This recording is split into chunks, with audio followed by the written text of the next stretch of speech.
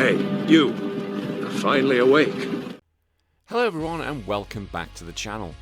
Today we're going to do something a little bit different and we're going to bring in the Sega 32X console. It's ill-fated as unfortunately it was an add-on in the Sega Tower of Power and yeah, not many people seem to have one and ultimately it flopped. But today I'm going to be looking at some classic games that came out for the add-on and I want to know your thoughts, whether you think these are good games or whether you think there are ones I need to talk about. As always, if you think I deserve it, please hit that like button. That is what helps the channel grow and I would really appreciate it. You can also subscribe and hit the notification bell to be told when new videos are coming out. We've also got the weekly podcast and I'd love you to join the Smut Squad over on our Discord and the link is in the description below. Right, let's get into it, shall we? Some classic Sega 32X games. Chaotix. Now, Chaotix is considered the black sheep of the Sonic family. It's a game defined by a single radical physics mechanic that people are going to either love it or they hate it. It's absolute Marmite. But for those who do get it, it offers a sense of speed and momentum like no other 16-bit game can touch. Now, I knew all about Chaotix growing up because I love Knuckles, I love Sonic, and I like Sonic the Comic, which was a UK publication, and the Chaotix crew were mentioned quite frequently in it. The setup here is Dr. Robotnik is harvesting Chaos Rings on a mysterious island. Knuckles, the Echidna, teams up with a group of misfits, the Chaotix, to stop him. You don't play alone in this game. You're tethered to a partner by a magical ring bond. This creates a literal rubber band physics system where two characters pull, snap, and catapult each other across the levels. You can choose from a diverse cast: Knuckles, Vector the Crocodile, Espio the Chameleon, Charmy Bee, and Mighty the Armadillo. And if you really know your Sonic lore, you're going to know who Mighty the Armadillo is, who we've not seen for a very, very long time. Chaotix is good because it is surreal, beautiful, and mechanically deep reimagining of what a Sonic game could be. The tether system is difficult to get to at first, but once you master it, the game becomes a physics playground. You can plant one character on the ground, run in the opposite direction to stretch the rubber band to its limit, and then let go to slingshot yourself across the screen at speeds faster than Sonic could ever dream of. Although we all know it's real life, Sonic demolishes them. We know, it's a game, leave me alone. It's a high skill ceiling mechanic that feels incredibly rewarding to snap. Chaotix is arguably the best looking game on the 32X. It uses the extra colours and hardware power to create lush, neon-drenched tropical environments and trippy psychedelic backgrounds. Between the bright pastels and the incredibly upbeat funky acid jazz soundtrack, the game has a vaporware aesthetic and made it a cult favourite decades later. Because you can catapult yourself so high and so far, the levels are huge. They are built with a verticality that wasn't possible in the standard Sonic games.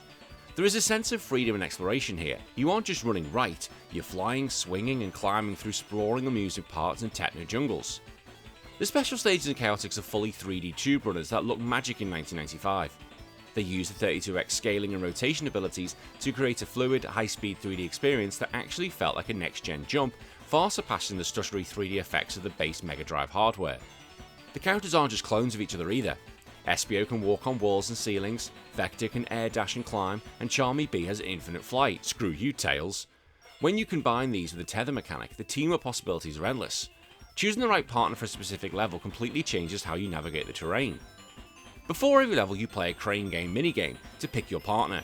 It adds a layer of randomness and a roguelike charms experience. Sometimes you're getting the heavy-hitting Vector, sometimes you're getting Heavy and Bomb, two joke characters that actively hinder you, forcing you to adapt your playstyle on the fly.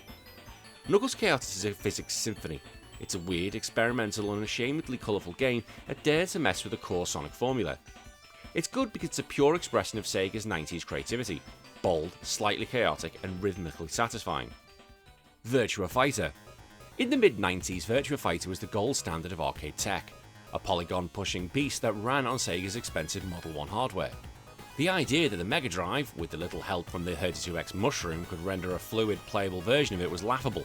Yet Sega's AM2 division pulled off a technical miracle that many consider the finest game in the 32X library. This version is a direct port of the 1993 arcade hit. It features the full roster of 8 fighters and the final boss Doral.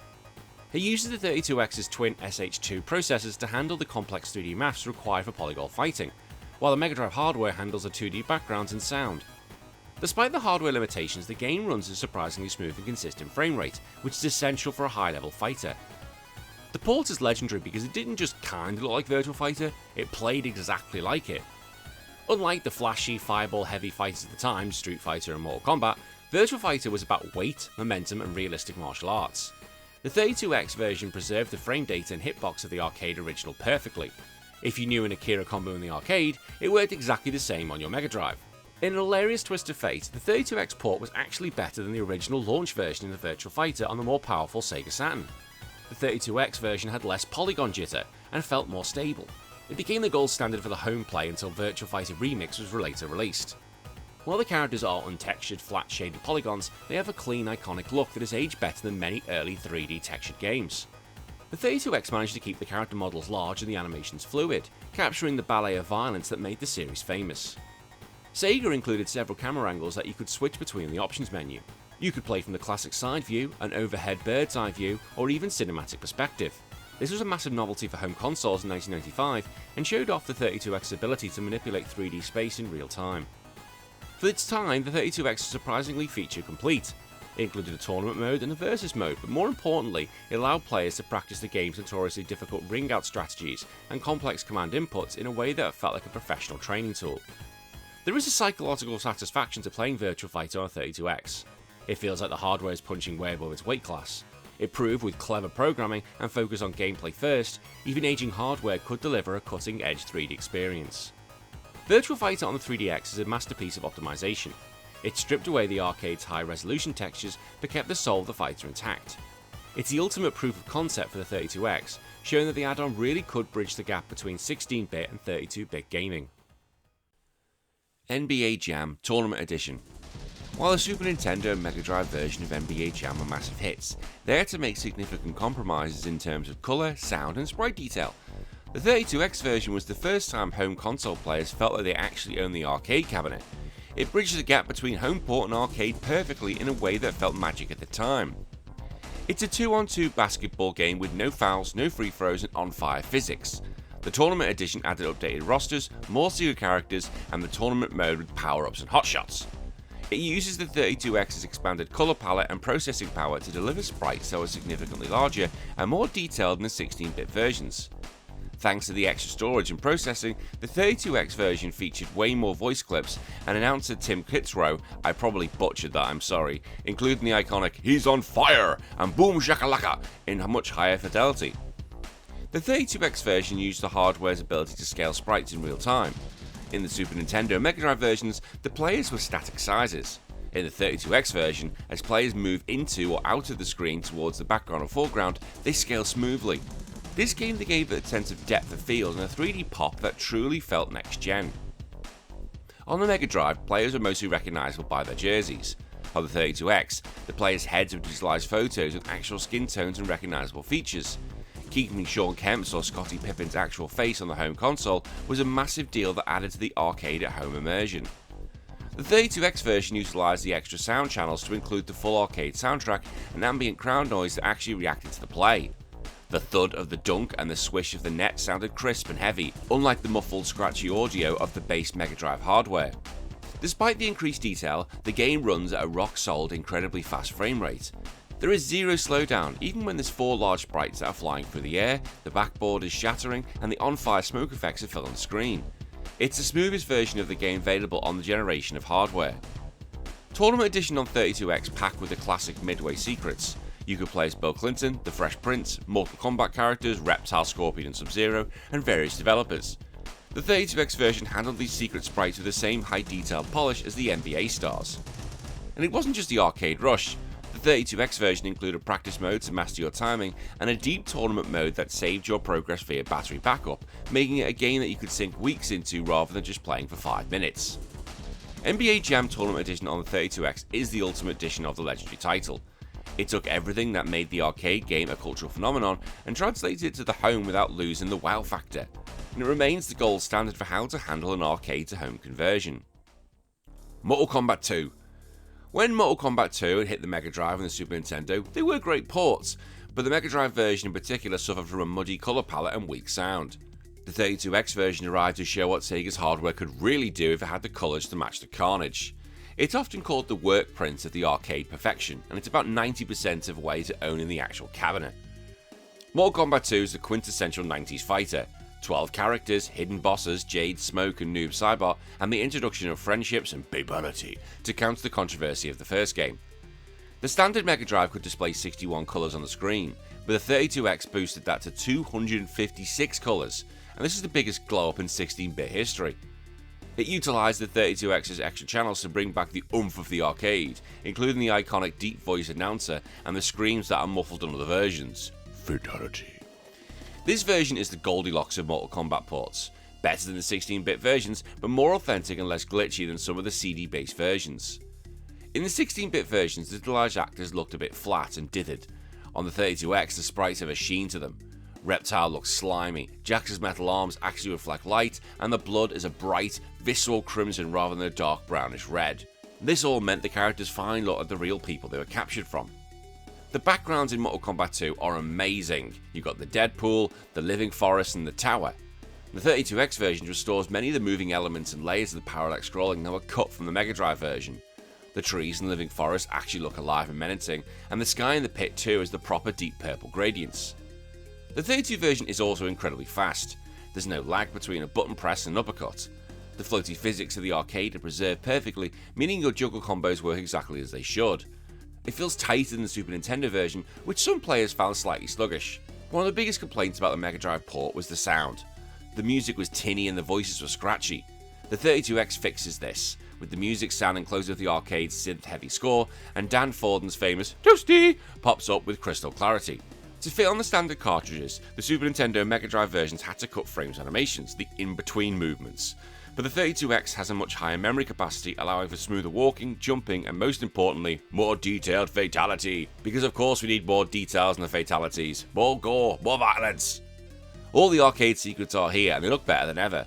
Fighting Noob Saibot in the claw, or finding the hidden Pong minigame felt like a reward for the extra hardware you plugged into your console. Mortal Kombat 2 on the 32X is the ultimate flex.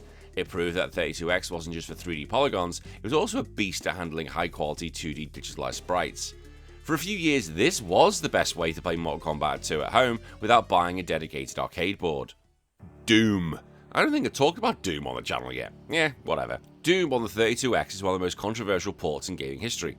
Now, on one hand, it was a technical marvel, a smooth, playable version of the world's most advanced PC game running on a console add-on. On the other hand, it is famous for a few Sega-isms that have become legendary in retro gaming community. You're a space marine on Mars fighting back the literal legions of hell. It's the game that defined the first-person shooter. This was developed in a rush for the 32 launch, and it features 17 levels from the first 2 episodes. It supported the Sega 6-button controller, which made weapon switching and strafing feel much more comfortable than the 3-button alternative. Now, despite its flaws for many kids in 1994, this was the first time Doom felt right on a TV screen. Compared to the Super Nintendo port, which was sluggish, or the Jaguar port, the 32X version is fast, the movement is fluid, and the turning is responsive. It actually captures the speed of Doom, the feeling of being a running tank, better than almost any other console port of that time. Whilst it does have that notorious border around the screen to save on processing power, the actual gameplay window is large and clear. The 32X's twin processors handled the scaling in the walls to impressive stability, meaning the world didn't melt or warp when you moved quickly. Playing Doom with the Sega 6-button pad is a dream. Having dedicated buttons to cycle through your shotgun, chainsaw and plasma rifle without pausing made the combat feel frantic and arcade-like in a way the Super Nintendo version couldn't match. The enemy AI and the level layouts are almost identical to the PC original.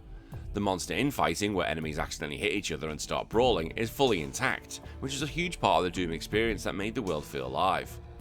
However, you can't talk about the 32X Doom version without mentioning the quirks that made it a meme. The 32X sound trip struggled with a heavy metal MIDI soundtrack of the PC. The result is a soundtrack that actually sounds like a chorus of farts. It's unintentionally hilarious and it becomes a beloved part of the game's charm. The game ends after episode 2, and after you beat the Cyber Demon, you get a screen of scrolling text and then credits. You don't get the final Inferno episode, which is slightly annoying. And the enemies look like paper here, because to keep the frame rate high, the enemies always have to face you. The 2D sprites that don't have the side or back views, meaning you can't sneak up on a demon and they're always looking at your soul. Doom on the 32X is a technical triumph trapped in a time crunch. It proved the 32X could handle 3D gaming at high speed, even if the sound had sounded like a fart in a blender. It does remain one of the most playable ways to experience the 16 32-bit Doom because the feel of movement is so spot on. Star Wars Arcade. In 1994, the idea of playing 3D polygonal Star Wars game on your TV, the same one you saw in the high-end Sega Model 1 arcade cabinets, was mind-blowing. It was a centerpiece of the 32X launch, designed specifically to show that Sega's Mushroom could do the things the Super Nintendo and the base Mega Drive could only dream of. You pilot an X-Wing or a Y-Wing in co-op for the most iconic battles of the original trilogy. You intercept TIE fighters in asteroid fields, take on Super Star Destroyers, and finally dive into the Death Star Trench. It's a 3D space shooter that focuses on dogfighting and target-rich environments, so no lightsabers in this one. You have lasers for standard fire and a limited supply of lock-on proton torpedoes for the big targets. It includes the original arcade mode, exactly as it was in the cabinet, and a new 32X mode which has 4 extra levels and more varied objectives. The game is the ultimate tech demo that actually turned out to be a fun, high-stakes arcade experience. Unlike Star Fox on the Super Nintendo, which used the Super FX chip to render small, somewhat abstract shapes, Star Wars Arcade felt solid. The TIE fighters were recognisable polygonal models that scaled smoothly. When you flew past a massive Star Destroyer, you got a genuine sense of scale that was unprecedented on a home console at the time. The co-op pilot and gunner mode were the game's secret weapon. If you have 2 players, one person controls the flight of the X-Wing, while the second person acts as the gunner, controlling a separate crosshair to blast enemies. It turned the game from a difficult solo shooter into a cooperative bonding experience that required actual communication and a lot of shouting. From the moment the yellow text starts crawling up the screen against a starfield, the game nails a Star Wars atmosphere. It featured digitalized voice clips from Admiral Akbar and Darth Vader, and for the first time the Force felt like it was in your living room. The transition from space dogfights to the surface of the Death Star felt like a seamless movie sequence. The proton torpedo system is incredibly satisfying. Waiting for that white targeting box to turn red as it locks onto a TIE fighter, accompanied by that iconic beep beep beep, and then watching the torpedo spiral out to erase the enemy was the ultimate power trip for fans of the films. Sega just didn't duck the arcade code and leave. The 32X mode expanded the game significantly, adding levels where you fly inside a Super Star Destroyer to take out its engines. It gave the game longevity it needed for a home release, moving beyond the 15-minute arcade rush. Now, if you have the 6-button controller, the game feels fantastic. The ability to accelerate and decelerate, with the shoulder buttons added a layer of dogfighting strategy. Slowing down to let a TIE fighter overshoot you so you can get on its tail is a classic ace move that works perfectly here. Star Wars Arcade and the 32X is a time capsule of 1994's future.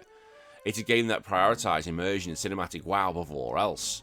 Whilst famously difficult, the time is your biggest enemy here, it remains a must-own for the system because it captures the pure joy of being a rebel pilot. And finally, Virtua Racing Deluxe. This isn't just a great racing game, it's a victory lap.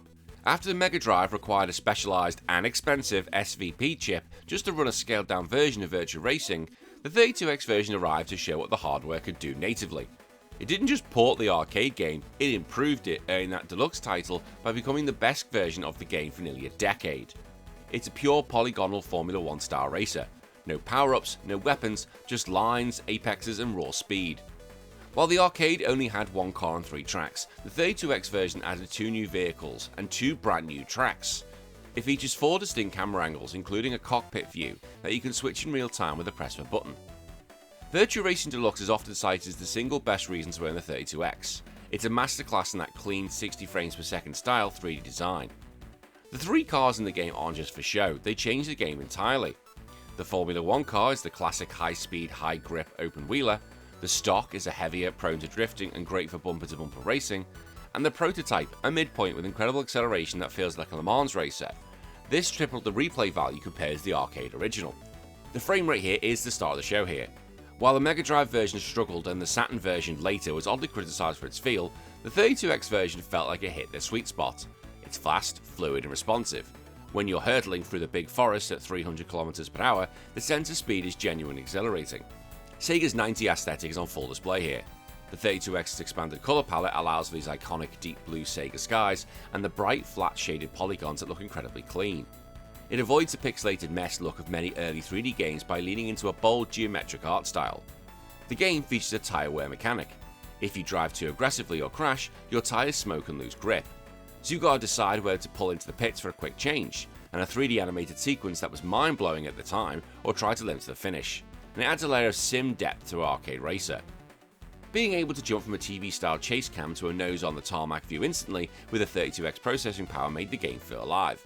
Each camera angle actually changes how you perceive the corners, allowing players to find a specific view that helps them shave milliseconds off their lap times. After a race, you can watch a full replay of your performance from the various cinematic angles. In 1994, being able to watch your own 3D film of you race was just the ultimate hallmark of next-gen gaming. Virtua Racer Deluxe is the most polished experience in 32X. It took a groundbreaking arcade game and actually made it better for the home audience. It's a pure driving game that relies on the joy of the perfect turn rather than gimmicks, and remains a joy to play today because of its crisp controls and bright, optimistic visuals. And that's it, some classic games from the 32X. Do you agree with this list, or are there ones that need to be talked about? Let me know in the comments below, and as I said, if you do enjoy this, please leave a like, as that is what really grows the channel. I'll see you all in a few days from the video. My name's been Danny, take care of yourself, bye bye.